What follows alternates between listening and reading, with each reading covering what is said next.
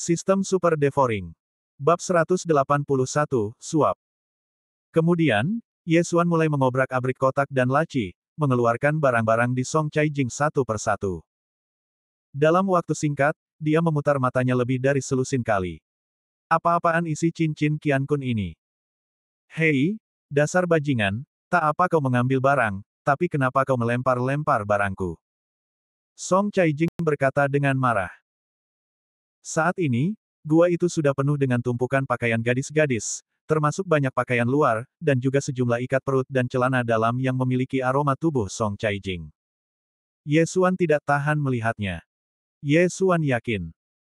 Dia mencari di cincin Qiankun dan menyerap semua yang bisa dia serap, tetapi itu hanya sedikit, dan masih belum sebaik tim yang beranggotakan 20 orang. Apakah Song Caijing benar-benar putri dinasti Song? Mungkinkah semua hal itu ada pada saudaranya? Ye Xuan berpikir dengan heran. Namun panennya masih bagus. Apa yang sedang dipegangnya saat ini adalah pedang spiritual tingkat tinggi milik Song Caijing, pedang Kyusui. Namun, pedang ini lebih kecil dari pedang biasa dan jelas digunakan oleh gadis-gadis. Dia meletakkan pedang air musim gugur ke dalam ruang yang melahap, dan kemudian bertanya dengan heran, mengapa kamu begitu miskin? Mungkinkah putrimu ini palsu? Apa maksudmu palsu? Kita di sini untuk berpartisipasi dalam penilaian rumah Lingqiao. Cukup membawa beberapa obat penyembuh.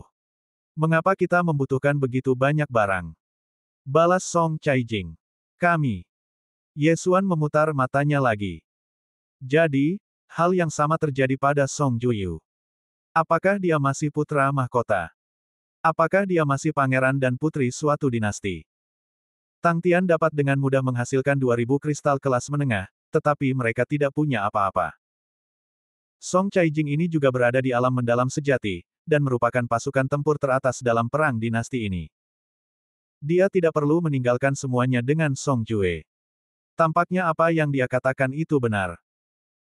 Ye Xuan sedikit tidak berdaya, tetapi dia mendapatkan senjata spiritual tingkat menengah, yang tidak buruk.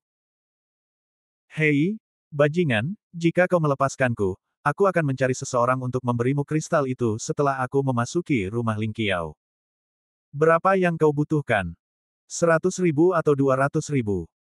Song Caijing langsung mengajukan penawaran. Menurutmu, berapa nilai Tian Sifu? Ye Xuan tiba-tiba bertanya. Pertanyaan ini juga membuat Song Caijing bingung. Ye Xuan telah menahan kedua saudara kandung itu, jadi masih belum pasti siapa yang akan menang atau kalah dalam perang dinasti ini. Jika menang, Anda akan masuk istana surga, dan jika kalah, Anda akan masuk istana neraka. Dengan kualifikasi yang Anda miliki, Anda akan tersingkir dengan sangat cepat jika Anda memasuki istana surgawi. Ayo, mengapa tidak memilih dunia bawah? Bagaimana? Asal kau membiarkanku pergi, aku akan memberimu 500.000 kristal bermutu rendah. Song Caijing berkata lagi. Dihilangkan. Ye Xuan tersenyum dan berkata, aku ingat kamu tampak berusia 17 tahun ketika kamu berada di tahap awal alam mendalam sejati. Aku juga berada di tahap awal alam mendalam sejati, tetapi aku setahun lebih muda darimu. Sepertinya kau, putri dinasti Song Agung, tidak sehebat itu. Apa? Kau lebih muda dariku? Song Caijing terkejut. Melihat bentuk tubuh dan wajah Ye Xuan, dia pikir dia lebih tua dari Song Jue. Tapi ini tidak bisa disalahkan padanya, karena Ye Xuan telah menyatukan garis keturunan ratusan binatang buas dan telah ditingkatkan ke tingkat menengah, jadi dia terlihat jauh lebih dewasa. Selain itu, meskipun dia baru berusia 16 tahun secara fisik, usia mentalnya lebih tua dari semua orang. Jika bahkan aku akan tersingkir, maka hal yang sama akan terjadi padamu dan saudaramu ketika kalian memasuki Tianzi Mansion. Ye Xuan mendengus dingin. Siapa yang mengatakan itu? Saudaraku telah mencapai puncak alam mendalam sejati dan bisa saja memasuki istana surgawi. Dia mengambil bagian dalam penilaian untuk membantu saya. Selama dia memasuki istana surgawi, dia akan menerima pelatihan yang terfokus dan dapat mencapai alam pil ilahi. Song Caijing mengoreksi. Puncak alam mendalam sejati. Ye Xuan terkejut. Awalnya dia mengira Song Jue hanya berada di tahap tengah alam mendalam sejati, tetapi dia tidak menyangka bahwa dia sudah berada di puncak alam mendalam sejati. Tampaknya informasi Tang Tian terlalu ketinggalan zaman. Pada saat yang sama, dia berkeringat dingin. Jika dia melawan Song Jue dalam duel 1 lawan 1, dia mungkin akan langsung terbunuh, bukan? Itu hanya puncak alam mendalam sejati. Saya bisa mencapainya dalam waktu setengah tahun. Tidak apa-apa. Ye Xuan masih berkata dengan keras kepala. Namun, ini juga benar. Selama dia memiliki sumber daya, dia dapat meningkatkan dengan cepat, bahkan ke alam pil ilahi. Tidak mudah bagimu, seseorang dari kekaisaran tingkat rendah, untuk berkultivasi ke alam mendalam sejati. Tolong biarkan aku pergi. Aku akan memaafkan apa yang baru saja terjadi. Song Caijing melanjutkan. Yang lalu biarlah berlalu. Termasuk fakta bahwa aku menyentuh payudaramu tadi. Ye Xuan tiba-tiba mendongak. Dasar bajingan, beraninya kau menghancurkan kepolosanku, kau mencari kematian. Song Caijing tiba-tiba teringat kejadian ini dan bergegas menuju Ye Xuan dengan tinju merah mudanya yang kecil. Namun, sekarang dia sama sekali tidak memiliki Xuan Qi, dan dengan mudah ditangkap oleh Ye Xuan dan didorong kembali. Apa yang terjadi? Song Jue, yang berada di luar gua, mendengar suara itu dan bertanya dengan tergesa-gesa.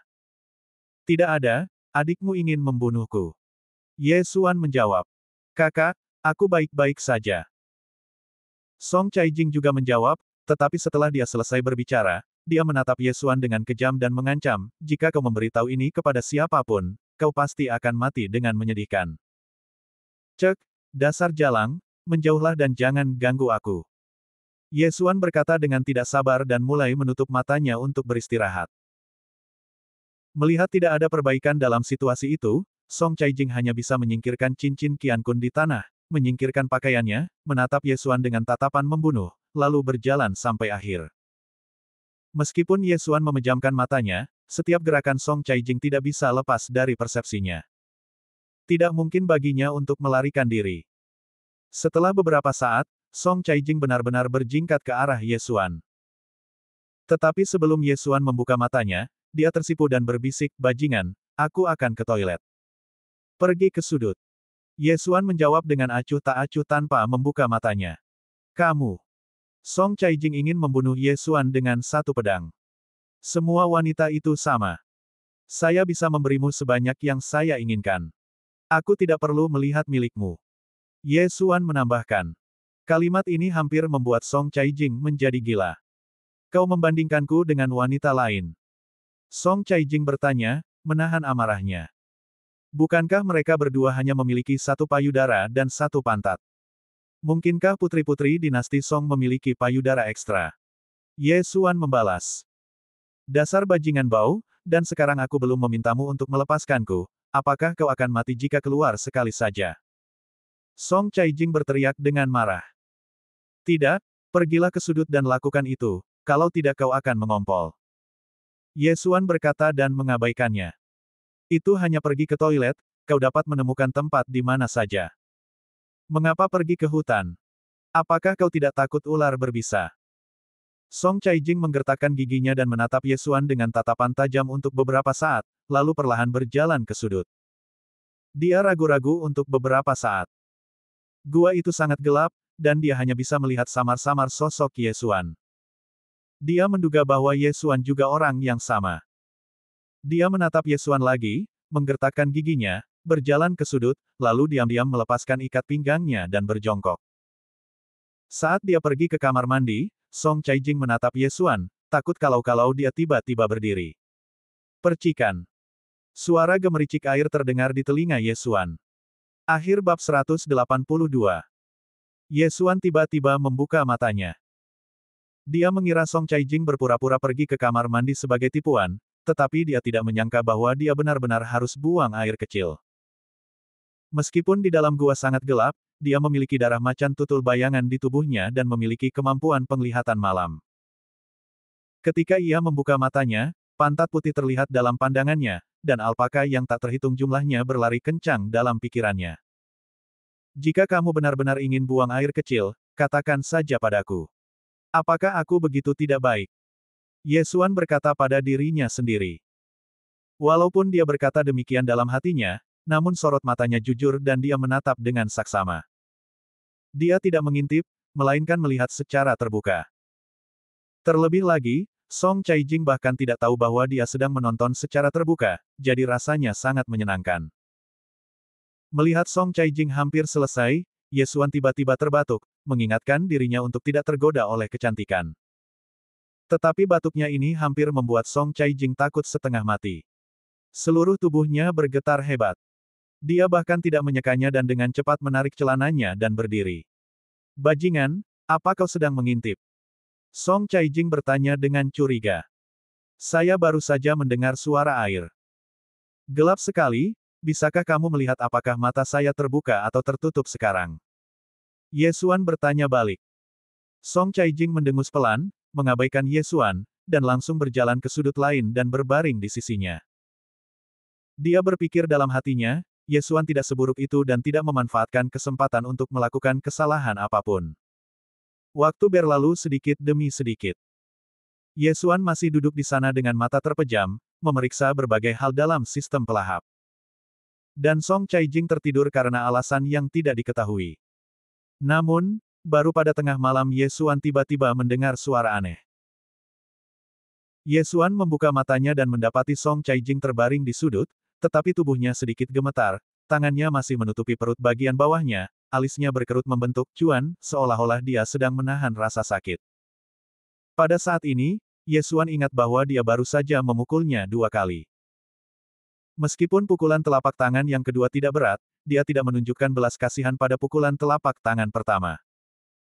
Selain itu, tidak ada energi misterius di tubuh Song Caijing, jadi dia tidak mampu menekan penyakitnya sama sekali. Ye Xuan berdiri dengan tenang, lalu berjalan mendekat dan dengan lembut meletakkan tangannya di perut bagian bawah Song Caijing. Energi misterius yang lembut mengalir keluar dari telapak tangannya, menembus tubuh Song Caijing, dan mulai meringankan rasa sakitnya. Hah! Song Caijing yang koma tiba-tiba membuka matanya.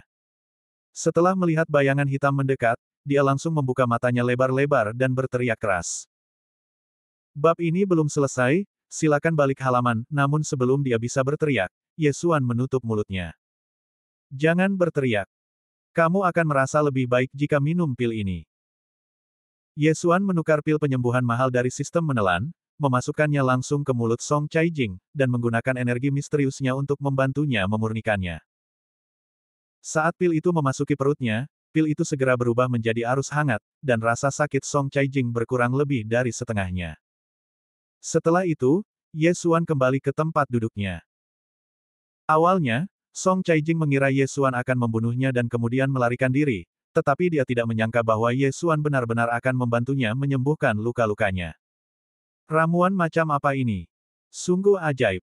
Kurasa aku belum pernah melihatnya di dinasti Song. Song Caijing berpikir dalam hati. Titik. Ye Xuan duduk dengan mata tertutup sepanjang malam. Keesokan paginya, Song Jue berada di luar gua dan berteriak di pintu masuk untuk memastikan keselamatan Song Caijing.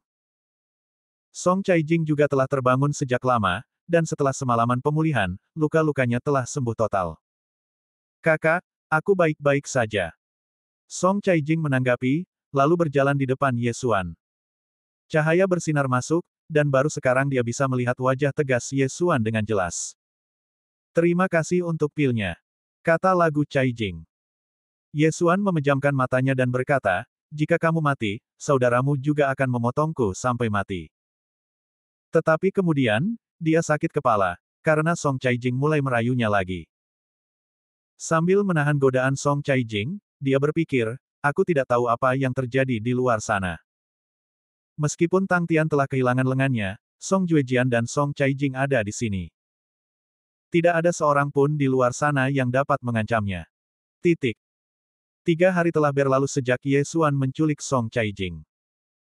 Selama 3 hari ini, Song Juejian sangat jujur, tetapi Song Caijing membuat Ye Xuan sakit kepala. Harga yang diajukan Song Caijing sudah mencapai 10.000 kristal tingkat menengah, yang seharusnya memungkinkan Ye Xuan untuk menerobos ke tahap tengah alam mendalam sejati. Namun, Ye Xuan masih menahan godaan itu. Namun, saat langit mulai cerah pada hari ketiga, sebuah suara lama terdengar di langit. Perang dinasti telah berakhir. Tidak seorang pun diizinkan menyerang lagi. Pelanggar akan didiskualifikasi. Setelah mendengar suara ini, Ye Xuan juga Bab ini belum selesai, silakan balik halaman, menghela napas lega. Penilaian akhirnya selesai. Serahkan penawarnya. Song Caijing mendengar suara itu dan berjalan mendekat dengan ekspresi tidak senang di wajahnya. Tampaknya dia ditakdirkan untuk memasuki dunia bawah. Namun, dia berpikir bahwa Istana Lingqiao akan membuat pengecualian dan menerima Song Juejue di Istana Tianzi, jadi dia tidak khawatir. Ye Xuan juga bangkit dari tanah dan menukar dua penawarnya. Racun dalam sistem menelan mempunyai penawarnya, tetapi harganya tidak murah. Pil kematian 7 hari dan pil penyebar Qi, ditambah dua penawarnya, menghabiskan total 10 juta poin melahap bagi Ye Xuan, yang mana sangatlah mahal. Namun, cukup bagus untuk memasuki Istana Surgawi dengan hanya 10 juta poin. Lagi pula, dia bahkan menolak godaan 10.000 kristal kualitas sedang. Ambillah. Ye Xuan dengan santai melemparkan penawarnya ke Song Caijing. Song Caijing mengambil pil itu dan melihatnya, dia merasa ngeri dan berkata, racun yang akan membunuhmu dalam 7 hari, apakah itu nyata? Omong kosong, apakah kamu pikir aku bercanda? Jika kamu tidak percaya padaku, kamu dapat menunggu beberapa hari lagi untuk melihat apakah nanah akan mengalir dan luka akan terbentuk, dan kulit akan mengalami ulcerasi. Ye Xuan memutar matanya, tetapi efek mengerikan itu palsu. Dasar bajingan kejam, kau benar-benar telah meracuniku. Song Caijing berteriak dengan marah. Dia awalnya mengira racun pertama Ye Xuan palsu karena dia tidak merasakan apapun setelah meminumnya. Apa yang benar-benar diandalkan Ye Xuan adalah pil penyebar Qi kedua. Tetapi saya tidak menyangka racunnya nyata. Gadis yang polos. Ye Xuan berkata dengan santai dan berjalan keluar, tepat pada saat bertemu dengan Song Jueyu yang datang. Sebelum Song Juejian sempat berbicara, Ye Xuan berkata, racun di tubuh adikmu sudah disembuhkan. Mendengar ini, Song Juejian berkata langsung, baiklah, saudaraku, kamu benar-benar menepati janjimu. Aku, Song Juejian, akan menjadikanmu temanku. Meskipun Ye Xuan merasa sedikit bersalah karena mengancamnya dengan sutra Song Kai, mereka sebelumnya adalah musuh, jadi seseorang tidak bisa bersikap belas kasihan saat berhadapan dengan musuh. Selain itu, dia juga menerima batu kristal Tang Tian, jadi dia harus melakukan ini. Ye Xuan mengangguk sedikit, lalu berjalan langsung ke pintu masuk gua. Pada saat ini, seekor batu besar perlahan turun dari langit. Saat mendarat, Song Jueyu kebetulan berjalan keluar. Setelah melihat tetua Lingqiao Mansion di Lingqiao Dapeng, Song Jue juga dengan hormat menggenggam tinjunya dan berkata, kakek. Bab 183, Istana Dunia Bawah. Nama ini membuat Ye Xuan takut. Kakek. Tetua dari Istana Lingqiao ini sebenarnya adalah Kaisar Dinasti Song. Kamu anak yang menarik. Berani sekali kamu menyandera cucuku. Song Cheng melirik Ye Xuan. Ye Xuan begitu takut hingga dia hampir mengompol, lalu buru-buru mengepalkan tangannya dan berkata, maafkan aku, senior. Sebagai tetua dari Istana Lingqiao, aku harus bersikap adil dan jujur. Namun, jika terjadi sesuatu pada Caijing, bahkan jika kau memasuki Istana Tianzi, aku pasti akan melakukan apapun untuk membunuhmu. Namun untungnya, kau tidak melakukan kesalahan besar. Song Cheng berkata, lalu menoleh ke Song Juejue dan berkata, Juejue, aku sangat kecewa padamu. Aku tahu aku salah. Song Juejue berkata sambil mengepalkan tangannya. Perang dinasti ini awalnya hendak menghancurkan dinasti Tang, namun dinasti Song kalah karenanya. Kamu harus ingat pelajaran ini, tapi tidak apa-apa. Tang Tian adalah bajingan yang tidak punya harapan. Bahkan jika kamu ditahan, dia tidak bisa melakukan apapun dan kamu tetap kalah. Song Cheng berkata perlahan. Apa? Mendengar ini, Ye Xuan dan dua orang lainnya terkejut. Mengapa dinasti Tang kalah? Sial, apa yang terjadi? Apakah sarang kita sudah ditemukan? Ye Xuan sangat terkejut. Kemudian, lelaki tua itu melanjutkan, wah, kudengar susunan ilusi itu dibuat olehmu, dan itu cukup efektif. Sayang sekali seseorang ketahuan saat dia keluar mencari udara segar, dan mengungkap gua-gua itu saat dia sekarat. Ye Xuan sangat terkejut hingga dia tidak bisa berbicara. Gua-gua itu sangat besar, cukup besar untuk menampung lebih dari 100 orang untuk bergerak, tetapi beberapa orang masih keluar untuk mencari udara segar. Yang penting setelah ketahuan dia benar-benar menceritakan semuanya. Bahkan jika dia meninggal, dia tidak bisa membiarkan orang lain hidup. Integritas moralnya hancur total. Ini tidak penting. Yang penting adalah dia telah menolak godaan Song Caijing sebelumnya. Kalau saja dia tahu akan kalah, dia pasti sudah membiarkan Song Caijing pergi.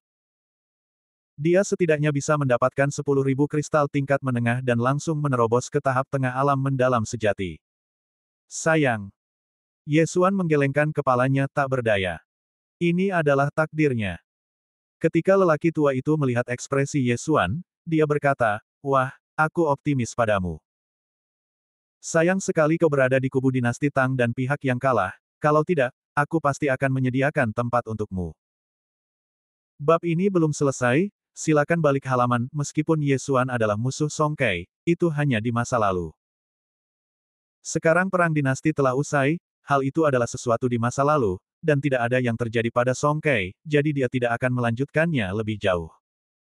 Kakek, apa yang kau bicarakan? Bajingan ini hampir meracuniku sampai mati. Song Caijing berkata dengan sangat tidak puas. Kita hanya bicara tentang fakta. Aku belum mengatakan apapun tentangmu. Kau begitu mudah jatuh ke dalam perangkap musuh. Orang tua itu menatap Song Caijing dan berkata. Song Caijing tetap terdiam saat mendengar ini. Ini benar-benar kesalahannya. Untungnya, dinasti Song menang, kalau tidak dia akan merasa bersalah sampai mati. Baiklah, semuanya maju ke atas. Kata Song Cheng. Ye Xuan dan dua orang lainnya melompat ke Ling Qiao Dapeng satu demi satu. Kemudian, Ling Qiao Dapeng membutuhkan waktu lebih dari 2 jam untuk mencapai pintu masuk lembah. Pada saat ini, sudah ada ratusan orang berkumpul di sini. Ye Xuan membuat perkiraan kasar dan menemukan bahwa tidak banyak orang di dinasti Song, hanya sekitar 100. Hanya ada lebih dari 40 orang yang tersisa di dinasti Tang, dan karena itulah penilaian berakhir. Ling Qiao Dapeng perlahan turun, dan Ye Xuan serta dua orang lainnya melompat ke tanah, langsung menjadi fokus. Tang Tian yang kehilangan satu lengannya langsung menampakkan raut wajah yang garang saat melihat Song Juyu. Mo Wen juga merasa lega saat melihat Ye Xuan masih hidup. Setelah melihat Song Cheng, Yang Tai juga berteriak, "Oke, pertempuran kedua berakhir, dan pemenangnya adalah kubu dinasti Song." Dinasti Song telah memenangkan 2 pertandingan berturut-turut, dan 10 orang akan memasuki Istana Surga, dan sisanya akan dibagi ke Istana Xuan dan Istana Huang. Dinasti Tang akan menang terlebih dahulu dan kemudian kalah, dan akan ada 20 tempat untuk memasuki Istana Bumi, dan sisanya akan dapat memasuki Istana Huang. Berikutnya, Wali akan melaporkan orang-orang yang mereka sukai. Mo Wen juga melaporkan nama Ye Xuan. Di pihak dinasti Song, selain Song Juebu dan Song Caijing, ada 5 orang yang berada di puncak alam Yuan sejati, dan 3 sisanya secara alami berada di tahap tengah alam Yuan sejati. Di dinasti Tang, selain Tang Tian dan Ye Xuan, hanya ada 2 prajurit di puncak alam Yuan sejati. Adapun yang lainnya, mereka semua berada di tahap tengah alam Yuan sejati. Namun, pada saat ini, Song Caijing tiba-tiba berkata kepada Song Cheng, "Kakek, aku tidak akan pergi ke Istana Surga.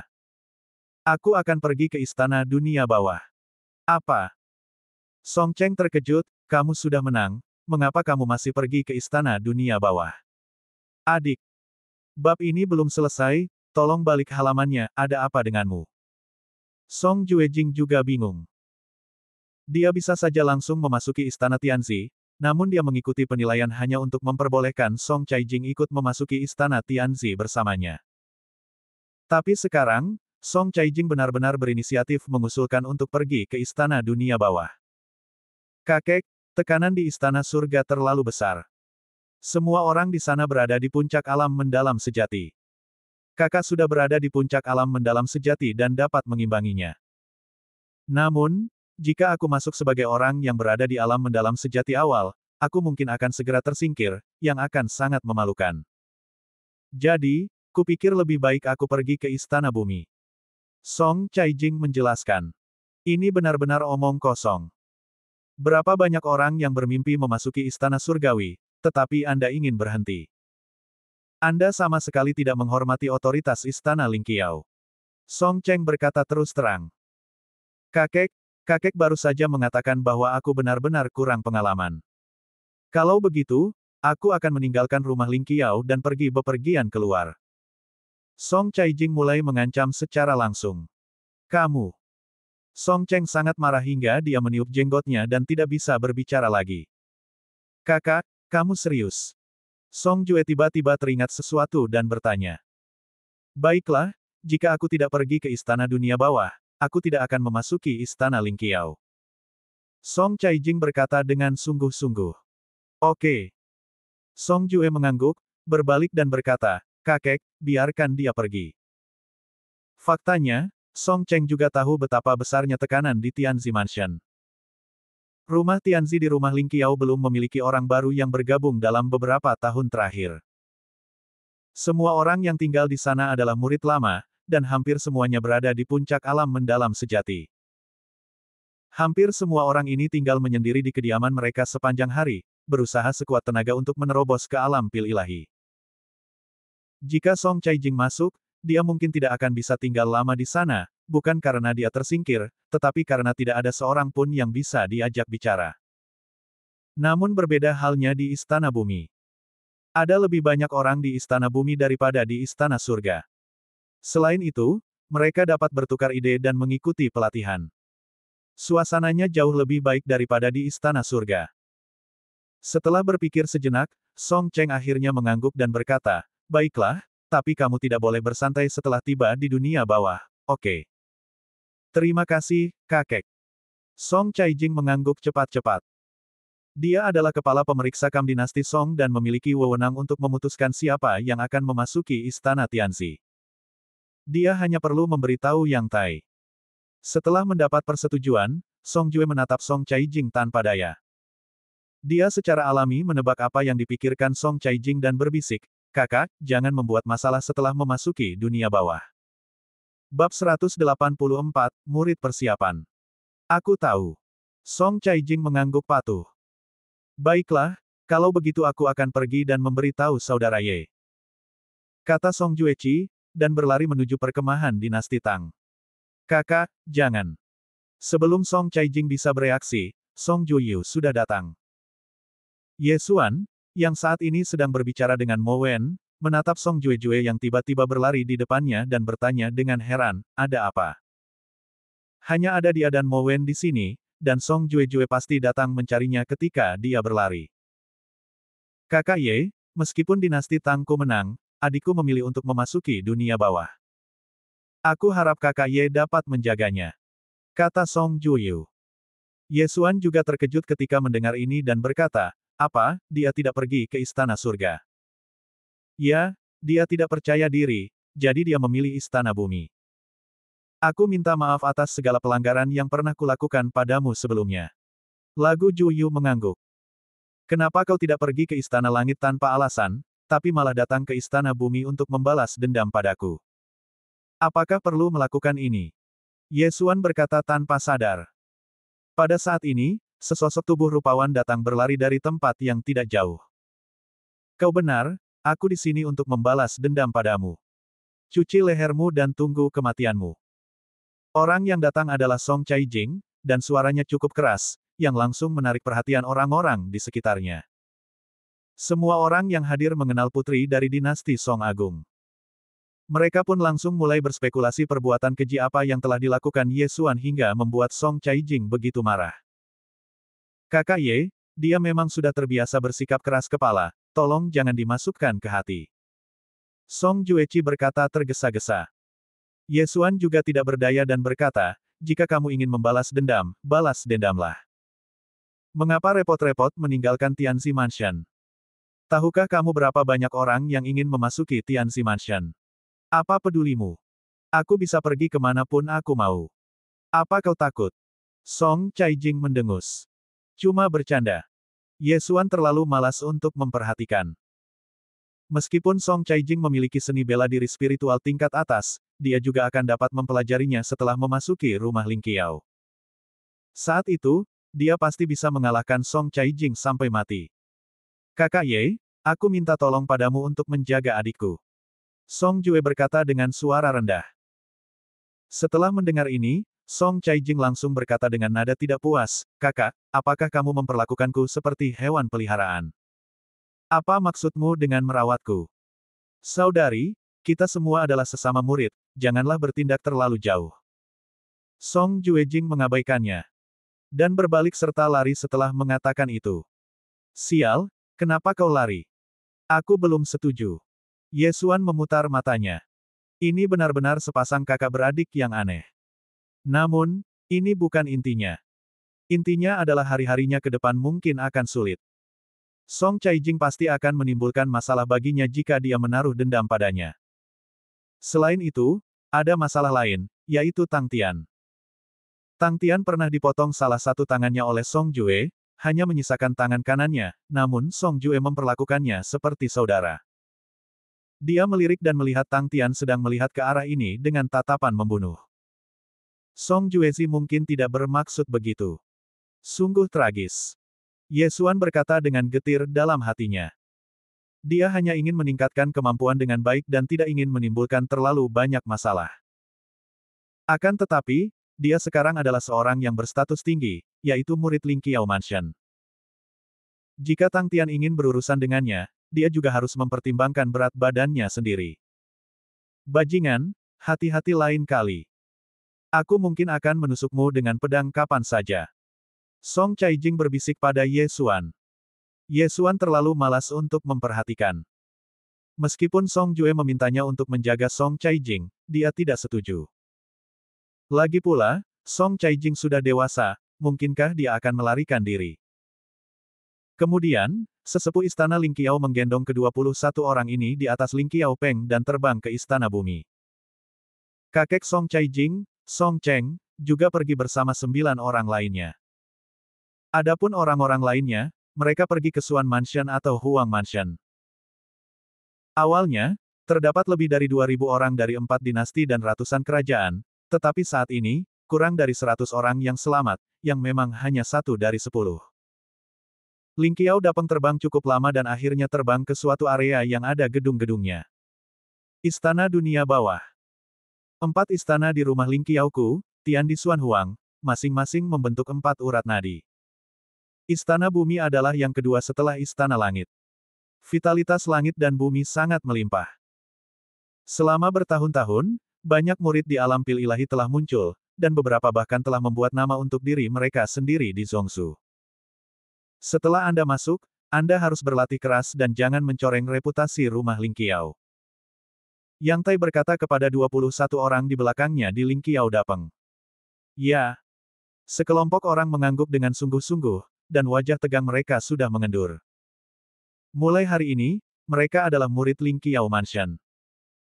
Bab ini belum selesai, silakan balik halaman energi langit dan bumi yang begitu melimpah, setidaknya 10 kali lebih melimpah daripada tempat tinggalku sebelumnya. Berlatih di sini selama 1 tahun setara dengan lebih dari 10 tahun. Haha, energi sejati dalam tubuhku sudah mulai bergejolak. Aku perkirakan aku bisa menembusnya dalam waktu 1 bulan. Ada kekaisaran tingkat tinggi yang berencana menyerang negaraku, tapi sekarang mereka tentu tidak akan berani melakukannya. Beberapa orang berdiskusi dengan suara pelan. Tak lama kemudian, Ling Qiao Dapeng mendarat di tanah. Baiklah, aku masih punya hal lain yang harus kulakukan. Mo Wen, tolong jelaskan peraturan dunia bawah kepada mereka dan berikan mereka tempat tinggal. Setelah memberikan instruksi ini, Yang Tai pergi. Ya, tetua. Mo Wen mengangguk dengan hormat, lalu berkata, saya harap Anda mengingat apa yang akan saya katakan selanjutnya. Jika Anda memiliki pertanyaan, Anda dapat bertanya langsung. Dia berhenti sejenak, lalu melanjutkan, meskipun kalian telah lulus penilaian, kalian tidak dapat dianggap sebagai murid istana Ling Qiao saat ini. Tepatnya, kalian hanya dapat dianggap sebagai murid persiapan. Setelah mendengar ini, seseorang langsung bertanya, mengapa kamu hanya dapat dianggap sebagai murid persiapan? Mo Wen menjelaskan, kalian adalah murid persiapan untuk saat ini. Jika kalian ingin tinggal di rumah Ling Qiao untuk waktu yang lama, kalian harus menjadi murid formal. Tidak sulit untuk menjadi murid formal, selama kalian memenuhi satu syarat. Rumah Ling Qiaoku memiliki 4 rumah besar, Tian di Xuan Huang. Masing-masing dari keempat rumah besar ini memiliki sebuah daftar. Rumah Diku adalah daftar di, dan totalnya ada 300 nama di dalamnya. Dan yang harus kau lakukan adalah mengalahkan seorang kakak senior di daftar di dalam waktu 1 tahun. Selama kau mengalahkan satu orang, kau dapat menggantikan posisinya dan menjadi murid resmi. Jika kamu gagal mencapai kondisi ini dalam waktu 1 tahun, kamu akan dikirim ke Swan Mansion. Begitu pula, jika kamu masih gagal mencapai tujuan di Swan Mansion, kamu akan diturunkan pangkatnya ke Huang Mansion. Jika kamu gagal mencapainya lagi, kamu akan dikeluarkan dari Ling Qiao Mansion. Dia mengatakannya dengan sangat jelas, dan semua 21 orang yang hadir memahaminya. Singkatnya, kamu punya waktu 3 tahun. Selama kamu bisa masuk ke dalam daftar, kamu bisa menjadi murid formal. Mo Wen berhenti sejenak lagi, lalu melanjutkan, namun, jika kalian ingin menjadi murid formal di tahun pertama, itu masih sulit bagi sebagian besar dari kalian. Aku dapat memberitahu kalian sebelumnya bahwa bahkan yang berada di dasar daftar bumi lebih kuat dari Tang Tian, jadi kalian harus bekerja keras. Bab 185, Hidup Bersama. Ketika kata-kata ini diucapkan, semua sekitar 20 orang yang hadir terkejut. Yang di bawah lebih kuat dari Tang Tian. Sekarang, Ye Xuan akhirnya merasakan tekanan. Dengan kekuatannya saat ini, masih menjadi pertanyaan apakah dia bisa mengalahkan Tang Tian. Dengan kata lain, dia tidak yakin bisa mencapai puncak peringkat bumi. Tekanan daftar bumi saja begitu besar, lalu seperti apa daftar surga nanti? Tidak heran gadis ini datang ke istana bumi. Sepertinya dia tidak yakin bisa masuk daftar dalam waktu 1 tahun.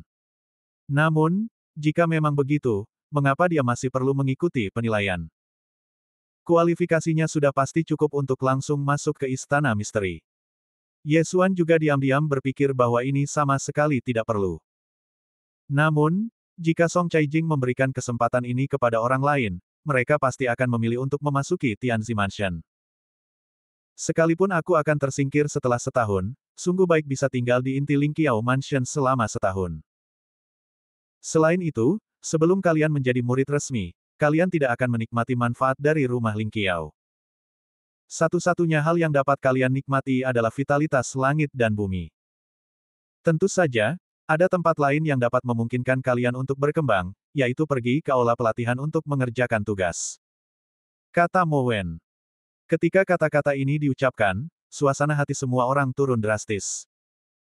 Awalnya mereka mengira bahwa mereka akan dapat terbang ke langit setelah lulus penilaian dan memasuki Ling Qiao Mansion, tetapi mereka tidak menyangka bahwa masih ada levelnya. Saya bertanya-tanya berapa banyak orang yang mampu bertahan di dunia bawah setelah setahun. Saudaraku, bisakah kau ceritakan tentang istana surgawi? Seseorang tiba-tiba bertanya. Mendengar ini, Mo Wen ragu sejenak. Meski wajahnya terlihat dingin, dia tetap saja terlihat bersemangat dibandingkan dengan yang lain. Karena kamu ingin tahu, aku akan memberitahumu sesuatu. Mo Wen mengangguk dan berkata, Istana Langit adalah inti dari Istana Ling Qiao milikku. Vitalitas langit dan bumi di sana jauh lebih melimpah daripada di Istana Bumi, karena ada susunan pengumpulan roh yang sangat besar di bawah tanah.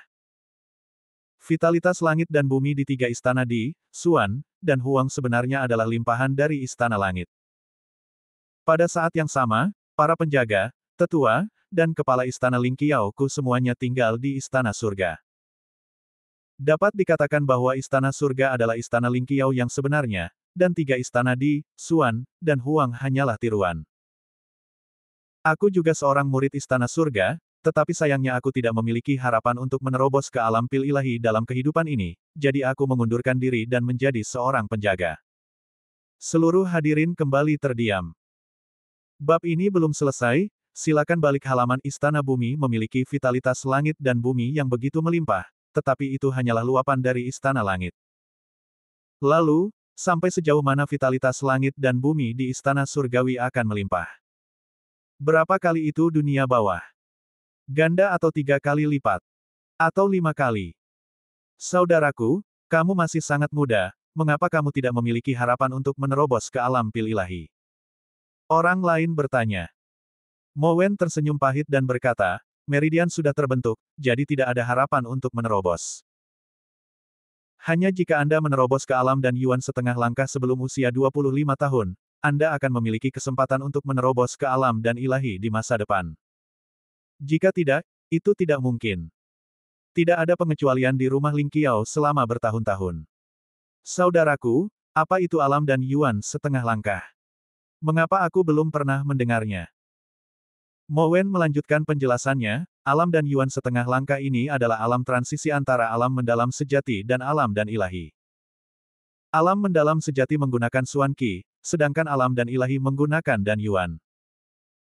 Jika Anda ingin menerobos ke alam dan ilahi, Anda harus memadatkan Dan Yuan terlebih dahulu, dan Anda harus memadatkan Dan Yuan sebelum meridiannya selesai. Setelah memadatkan Dan Yuan, selama Anda menggabungkan pil batin binatang buas yang misterius, Anda dapat menerobos ke alam dan ilahi.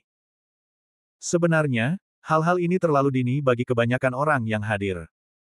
Namun, Mo Wen berpikir bahwa memberitahu mereka lebih awal akan memiliki efek yang memotivasi. Bagaimanapun, meridiannya selesai pada usia 25 tahun. Jika tahun-tahun ini terbuang sia-sia, maka Anda tidak akan pernah bisa menerobos ke alam dan ilahi selama sisa hidup Anda.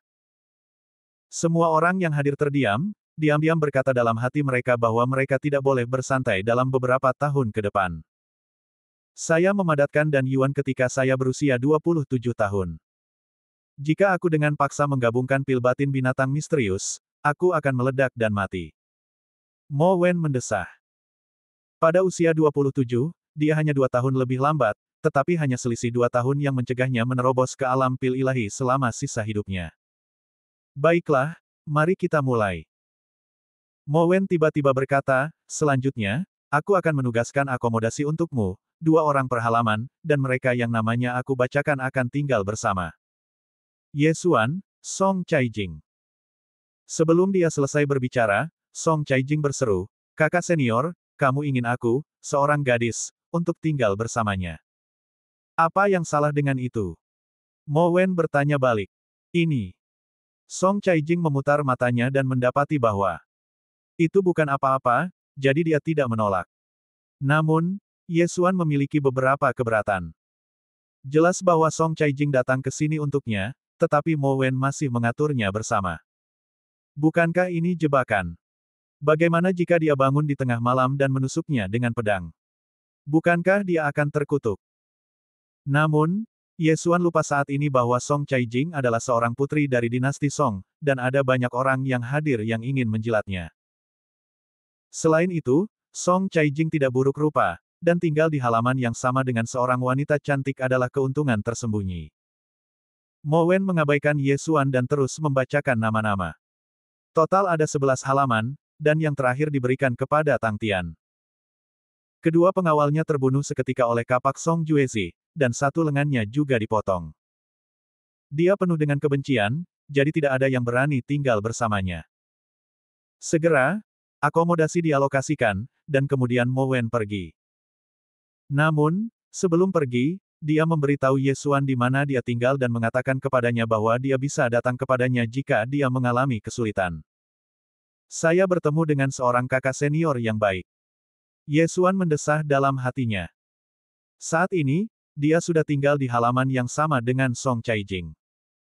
Hei, bajingan, kamu harus lebih berhati-hati lain kali. Song Caijing berdiri di pintu kamarnya dan berkata kepada Ye Xuan. Mengapa kita harus berhati-hati? Ye Xuan bertanya balik. Apakah kamu tidak takut aku akan tiba-tiba menyerangmu dan mencincangmu menjadi pasta daging? Song Caijing tiba-tiba menunjukkan ekspresi yang ganas.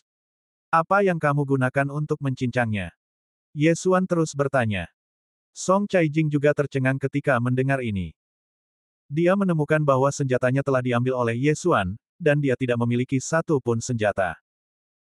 Hei, kita sekarang adalah sesama murid, bisakah kamu mengembalikan senjata itu kepadaku? Song Caijing berjalan ke halaman dan duduk di depan Ye Xuan. Ye Xuan melihat sekeliling dan bertanya dengan nada aneh, halo. Apakah kau berbicara padaku? Baiklah, Ye Xuan, kembalikan senjataku. Song Caijing berkata dengan nada memerintah.